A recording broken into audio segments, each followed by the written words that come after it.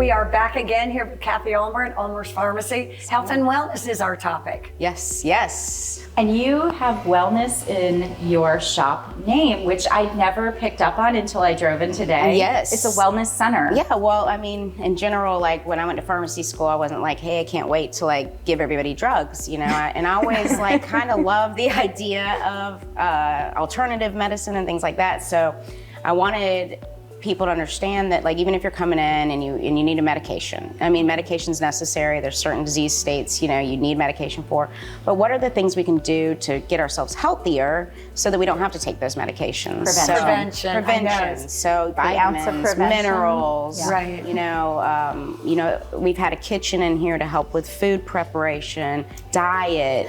Fantastic. You know, we just Lifestyle choices is really lifestyle what you're choices. talking about. Yes, yeah. You know, one of the things that we talked about before that sets you apart is your compounding. Yes. I think a lot of people think they understand what compounding is, but can you share with us a little bit why it's so important to your wellness center? So being a wellness center, again, like, and not everybody fits into a box, you know, and so compounding allows us to like help those people that don't fit into that box. So we can make unique medications on dosages that aren't available, or liquids if you can't take tablets. Or just like in like the wellness part, you know, I have patients that we compound vitamins for them, so it's all in one I need to capsule, do that. Like I you know? take so many and have so many bottles. It's kind of ridiculous, and I'm kind of shooting in the dark because I don't even know if I'm taking what I need, Right. or too much of what I too don't much. need. Yeah, like, So can you help us with that too? And I already know the answer because you helped me when I was over there going, You got it? I did. I was like, I'm not sure what I need. And we talked a little bit about what would be helpful. Yeah. And that's what makes it so. Well, that's like, so when we do some of our consults, we're able to sit down and go over what medications you're on. So what medications deplete certain vitamins. And there's certain medications that work better with certain vitamins. And then also just getting your general labs. Like most of us women need vitamin D and calcium, just like your age, whether you're And male for or optimum female. absorption, you sometimes have to pair it with something else. Yes, and then some of them are water soluble, and Right. some of them are fat soluble. Yes. So you can't like water soluble vitamins. You can take all of it.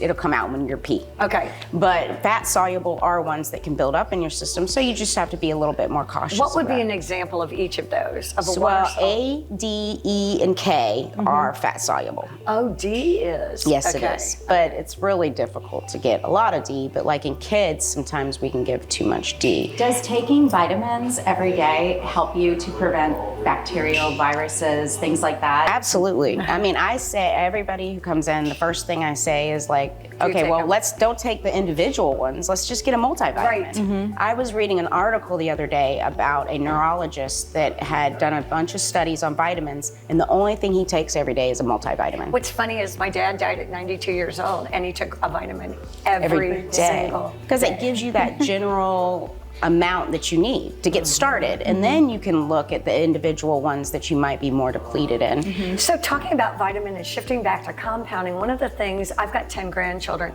and I know that getting a child to take a medication is really challenging. Yes. And one of my older ones, who's 15, still struggles. And they were trying to figure out, she won't take a capsule, she can't take a pill, what do you do? Again, like, so in those cases, if we need to make a liquid, we can make a liquid. We have a really unique product called Pill Glide, which actually you put it on the pill or you put it in your mouth and it helps the pill glide down your throat so it's not rough.